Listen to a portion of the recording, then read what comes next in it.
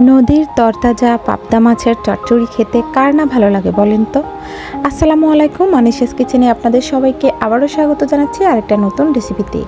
আশা করি যে যেখান থেকে ভিডিওটা দেখছেন আল্লাহর রহমতে সবাই ভালো আছেন।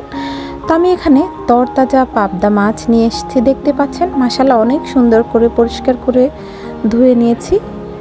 তারপরে ওগুলোকে সাইজ মতো কেটে নিয়েছি, দেখতেই পাচ্ছেন। আজকের ভিডিওটা খুবই ছোট হবে, আশা করি ভিডিওটা আপনাদের কাছে ভালো লাগবে। অনেক গুরুত্বপূর্ণ টিপস দিব এর মধ্যে, আপনারা সবাই প্লিজ ভিডিওটা সম্পূর্ণ দেখবেন, স্কিপ না করে। তো আমি সাইজ মতো কেটে নিয়েছি, তারপরে একটা ফ্রাই প্যানে পরিমাণ মতো তেল দিয়ে নিয়েছি। এই পাবদা মাছগুলোকে এইভাবে চটচড়ি করে খেতে মুখে লেগে থাকার মতো স্বাদ আসে মাশাআল্লাহ। আপনারা সবাই প্লিজ এটা স্কিপ না করে সম্পূর্ণ ভিডিওটা দেখবেন, তাহলে কিন্তু অনেক উপকৃত হবেন। তো তারপরে আমি ফ্রাই প্যানের মধ্যে পেঁয়াজ, টমেটো, কাঁচামরিচ দিয়ে দিয়েছি, দেখতে পাচ্ছেন। তো এগুলোকে একটু নরম করে নেবেন আগেই। তো যারা যারা পাবদা মাছ খেতে পছন্দ করেন ভিডিওটা তাদের কাছে অনেক ভালো লাগবে আমি জানি, আর যারা পারেন না ভিডিওটা তাদের জন্য অনেক উপকৃত হবে, তাই সম্পূর্ণ ভিডিওটা স্কিপ না করে দেখতে থাকেন, অনেক কিছু শিখতে পারবেন। তো আমি এখানে লবণ দিয়ে দিয়েছি, দেখতে পেয়েছেন হয়তোবা। পেঁয়াজের মধ্যে সবসময় আগে একটু লবণ দিয়ে দিবেন, তাহলে কিন্তু পেঁয়াজগুলো আগেই নরম হয়ে যায় তাড়াতাড়ি। তো একটু নেড়ে ছেড়ে তারপরে আমি এখন মশলাগুলো অ্যাড করব।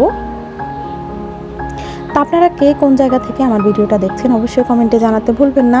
কার ঈদ কেমন কেটেছে সেটাও কমেন্টে জানাতে ভুলবেন না। আপনাদের একটা লাইক, একটা কমেন্ট, একটা শেয়ার আমার ভিডিওটা আরও কিছু সংখ্যক মানুষের কাছে পৌঁছে দিতে সাহায্য করবে। সেজন্য সবাই প্লিজ ভিডিওটা দেখা মাত্র একটা লাইক দিবেন এবং কমেন্টে জানিয়ে যাবেন আপনাদের মতামত। কে কোন জেলা থেকে দেখছেন সেটা কমেন্টে জানিয়ে দিবেন, তাহলে আমি বুঝতে পারবো আমার ভিউয়ার্স ভাইয়া আপুরা কে কোন জেলা থেকে দেখে আমার ভিডিও, আমার কাছে অনেকটা ভালো লাগবে। তো তারপরে এগুলোকে ভালো করে নেড়ে ছেড়ে আমি এখন রসুন দিয়ে দিচ্ছি, দেখতে পাচ্ছেন হয়তোবা। তারপরে এখানে আমি কিছুটা জিরার গুঁড়া, তারপরে ধনিয়ার গুঁড়া অ্যাড করলাম। তারপরে আমি হলুদ দিয়ে দিচ্ছি, তারপরে মরিচ দিয়ে দিচ্ছি। আপনারা হয়তো ভিডিওটা খেয়াল করলে বুঝতে পারবেন। তো এগুলোকে দিয়ে একটু ভালো করে তেলের মধ্যে নেড়ে নিলাম, দেখতে পেয়েছেন হয়তো। তো এখানে আমি ম্যাজিক মশলা ইউজ করব, সেজন্য বাড়তি কোনো মশলাই আর ইউজ করিনি। তো তারপরে আমি পানি দিয়ে দিয়েছি। আজকের ভিডিওটা খুবই সহজভাবে, খুবই শর্টভাবে আপনাদেরকে দেখানোর চেষ্টা করছি, ইনশাল্লাহ আপনাদের খুবই উপকারে আসবে।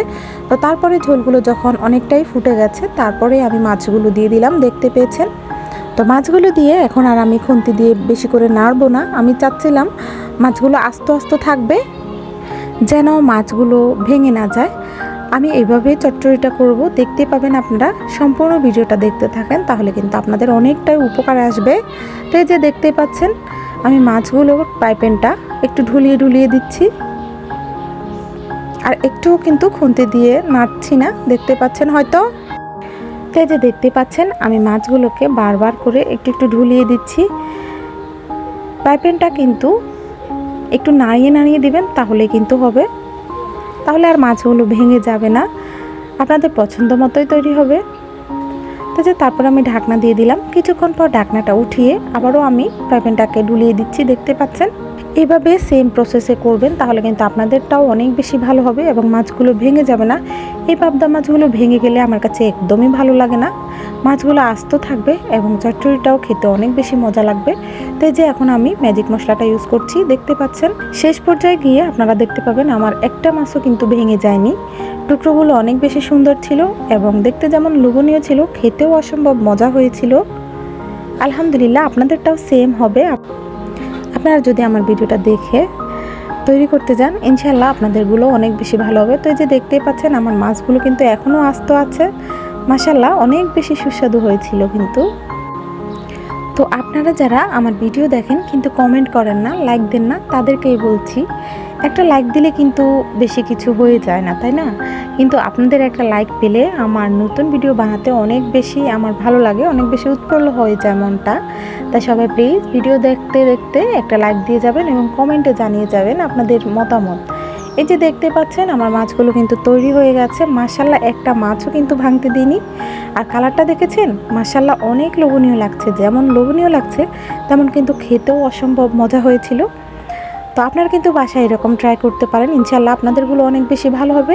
তো আজকের ভিডিওটা এই পর্যন্তই রাখবো, সবাই ভালো থাকবেন, সুস্থ থাকবেন। আরেকটা রেসিপিতে আপনাদের সাথে আবারও আমার দেখা হবে, সে পর্যন্ত আল্লাহ তাআলা যেন সবাইকে সুস্থ রাখে, ভালো রাখে। আল্লাহ হাফেজ। আসসালামু আলাইকুম।